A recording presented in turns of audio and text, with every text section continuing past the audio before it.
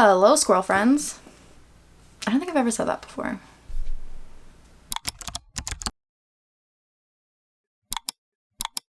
Hey guys, welcome back or welcome to my channel. My name is Angelisa and I make videos about books, and today we're gonna do I never know what month we're in.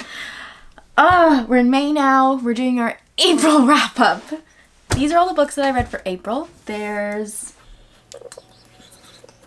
10. Oh, there's one more that I'm reading right now. 10 and a half. And yeah, I'm just gonna jump right into it. I'm gonna talk about this one last because I'm reading it right now. But we're just gonna jump right into it. These are upside down for the order I read. Hold on. Oh my god, the way that I'm trying to do this without creating a disaster. This could go one of two ways.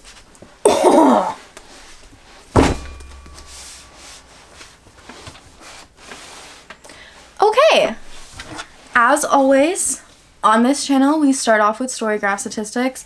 I don't know if this bores some people. I personally like knowing them, reading them, telling you them. Feel free to skip this part if you don't care. We said we're in April. All right, so we got 10 books, as I said, which is, according to this, I read 3,962 pages. So that's almost 4,000 pages. That's so much, considering I think in 2022 my goal was to read 10,000 pages for the year. So that's amazing. We're reading lots. This was such a good reading month. My average rating was 4.6. I don't think I've ever had such a high average monthly rating. Every single book that I picked up, I enjoyed. There was not a single book that I didn't enjoy. Yes, some are better than others. Some disappointed me because I thought they were going to be a lot better than they were. But all of them were above 4 stars. So do with that what you will. We read for moods. Our moods were mostly mysterious, emotional, and adventurous. That's 3 very different moods, which I love. Followed by dark, and then tense and lighthearted, which are 2 different things. And then the last 3 were sad, reflective, and funny. Most of my books, like 60%, were between 300 to 499 pages, 20% were above 500 pages, and 20% were under 300 pages. They were all fiction this month. I did not read any nonfiction. Every single one was a work of fiction. For genres, we read 5 romances, 4 adults, 3 mysteries, 3 fantasies, 3 contemporary, 1 thriller, 1 literary, and 1 horror. And I already said the average rating. All right, let's jump into what you actually care about. So, where do we start? Okay, so I started off the month very, very strong, I'd say.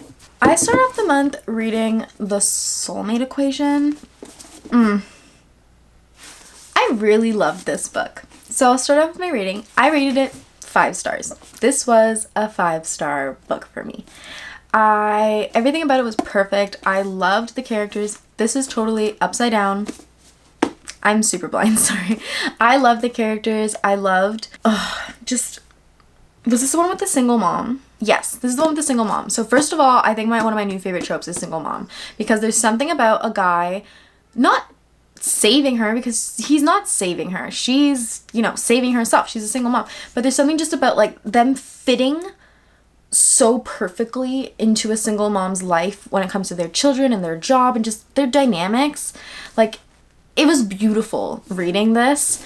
And yeah, I don't know what else to say. I love this so much. 5 stars. I understand why Christina Lauren's writing is so addictive and why their books do so well, and it's because they have a way of telling a story and creating characters with so much life, and there was actual plot. And I really did actually find the whole genetic thing really fun and interesting to read about, even if it's not probably that accurate. But yeah, this was super fun. Definitely recommend. And I'm definitely going to be reading a lot more Christina Lauren books now. The next book I read was The Midnight Club. So this was a cutesy little 200 something pages. I don't even want to call it a novella because it is a novel technically. I rated this 4 stars. It was pretty good. It was very different from the show. I realized that the show is based off of this as its shell, but a lot of the nuances and details in the show are actually pulled from Christopher Pike's other books, which are more horror. This was a more like spiritual coming of age fiction, literary fiction book, but I still really liked it. I rated 4 stars. I think it had a lot of really good messages in it and just pieces that you can like reflect on.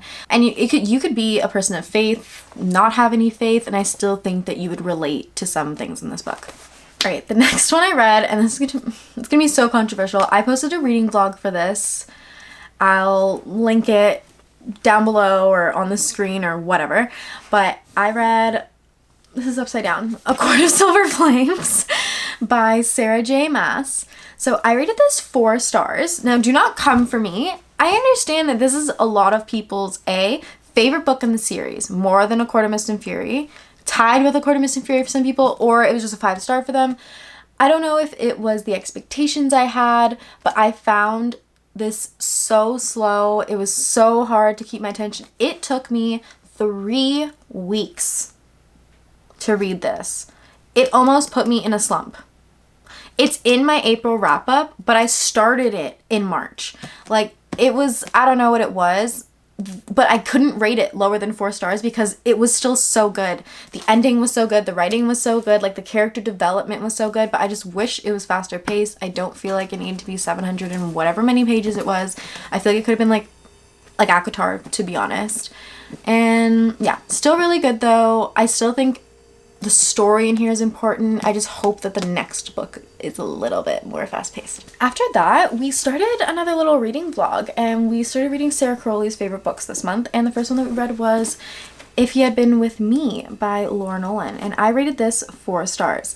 One of my favorite like pages and quotes actually comes out of this book, and it's her describing like what it feels like to read a book for the first time, or like be in a world for the first time, and I just loved it so much. I took a picture of it and I posted on my Instagram.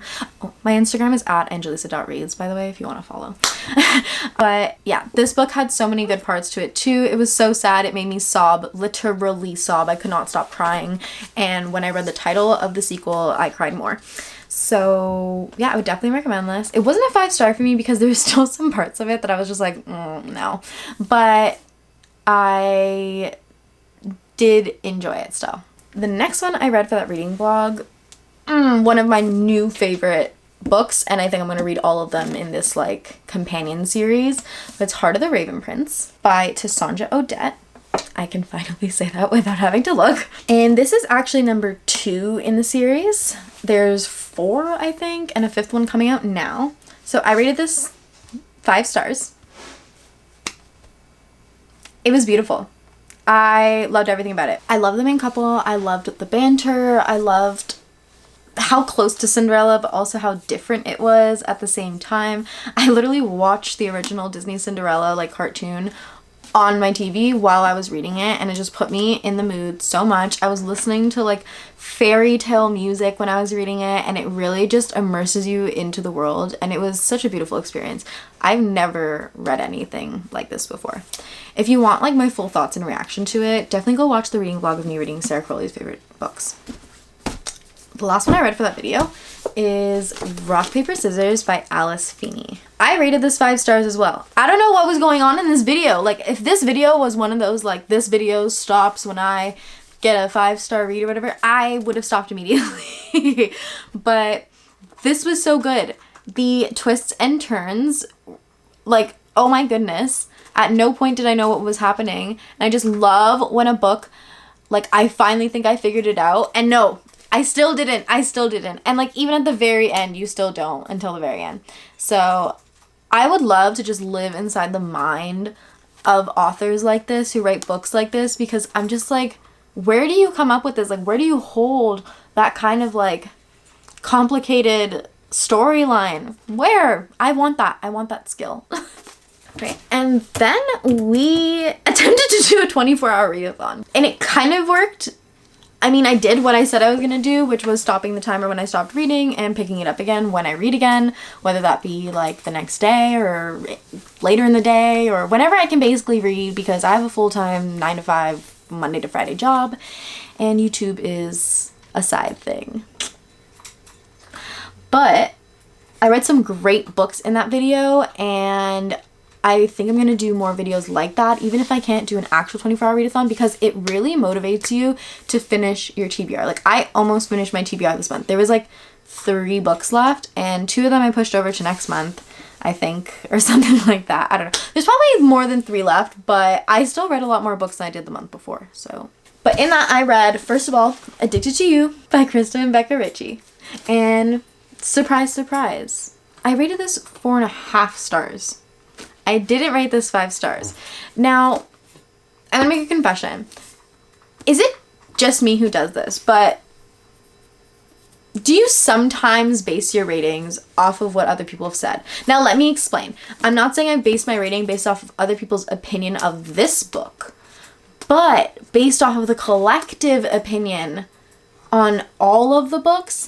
From what I've heard, the books only get better. So I feel like this can't be a 5-star yet, but as a series, it's definitely going to be. So this definitely like 4.5 stars, and there was just something was missing for me, and like, because this is not a typical romance, I feel like I wasn't able to like connect with it at first, because there's so many other things going on in this, like so many other personal issues and like complicated things going on in this. Definitely look up trigger warnings for this. All books, you should always look up trigger warnings for books, because you never know when you're going to be hit with something that you just didn't expect, that, you know, the author might think isn't that big of a deal, but if it's something that triggers you, it triggers you. So look up trigger warnings. And yeah, some of this was really hard to read, but I thought it was a really important book, and I can't wait to read the rest of them. And yeah, I hope that made sense. I did the same thing with ACOTAR, I think. I feel like I rated ACOTAR 4.5 stars, even though I freaking loved it, but because I knew that I was going to love A Court of Mist and Fury more, and then I was going to regret my rating for ACOTAR. So who knows? I might, you know, once I read the whole series, I might change my mind and revisit that rating. And then we read Bunny by Mona Awad. This book, literal evil laughter. I literally went crazy reading this book. It was very, very confusing at first, but as I started to catch on and was like, what the heck is going on here? Like, is she okay? If you know, you know. And kind of like just consulted with my friend who's read it. I started to understand it more, and I really started to appreciate like the mastermind that is Mona Awad. And I immediately went to the bookstore to buy All's Well, which is another one of her books. I'll put it here. The cover is, oh my god, so pretty in person as well. So yeah, that was crazy. I don't know if I said my rating, but I rated this 4.5 stars. It's very, very good book. I think because like I had to rate it so high because it was actual genius when you figured everything out at the end. But because I had to look things up at the end a little bit just to make sure I understood, I felt like, I don't know, I feel like when I read a book, like if the message is supposed to be getting across, it should just be there. It should be accessible to everybody. It shouldn't be something that like only people who know certain topics would understand, or like, I don't know if that made sense, but yeah, that was just my opinion. Do with that what you will. Oh goodness. Okay, these next 2 books that I read. I read The Inheritance Games and The Hawthorne Legacy. Beautiful, beautiful, beautiful books. I rated both of these 5 stars. They were both amazing. I would definitely recommend reading these 2 right after one another. I'm usually good to like wait between series, even if there's a cliffhanger or something. I don't know, but this time I just couldn't. I tried to move on to another book and I absolutely could not. I needed to read both of them together. And then this one ends off where you don't have to go right into the next one, but you can, which I've still been itching to do it for some reason. I don't know why. But yeah, I rated both of these 5 stars. I thought the hype, you know, I'm always skeptical. I'm always like, what if this is not good? Like, hype always ruins things, because my expectations are so high when books are hyped up. But this was so good. It actually lived up to the hype. It was totally Knives Out, and I don't know. I just really liked it. I'm a very big like mystery gal, and I know it doesn't seem that way, but I love a good mystery. But this also had so many other things in it that were just made it so much better, and absolutely a 5-star, 6-star read for me. All right, the last book that I started this month but didn't finish, But I am gonna finish it. Like, I'm almost done. We're like 70% of the way. Was Set on You by Amy Leah or Lee. The beginning of this, I was kind of confused. I was like, why is this happening? I don't like the way that this was set up at all. And then it made sense, but now that I'm further into the book, I feel like that whole beginning thing didn't need to happen. Like, it really didn't. And it wasn't necessary for them to like have their story, and it kind of just ruined the beginning for me. So, but after that it got really good, and it's a little spicy, and the spicy scenes are really pretty good. Like, she writes some good spice, but also just like the cute scenes and like, you know, the little lovey-dovey cute stuff that they say is so adorable. And I can't help, like, when I'm reading to just be like, aw, like, you know what I mean? But yeah, anyway guys, that was everything that I read this month. It was a super good reading month, but I'm convinced that May is going to be even better. I don't know why, I've just been in such a reading kick, and there's so many books that I'm excited to read, especially for the summer. Stay tuned. I'm going to have like a summer TBR video coming out. Bunch of, you know, beachy reads, summer reads, just books that I want to read this summer, books that remind me of summer. So yeah, stay tuned for that. But besides that, I hope you enjoyed this video. Please comment down below what you read in April. I always like to hear what you guys are up to. And don't forget to like and subscribe, because it really helps me when you do that. I hope you guys have a good day or whenever you're watching this, and I'll see you in the next one.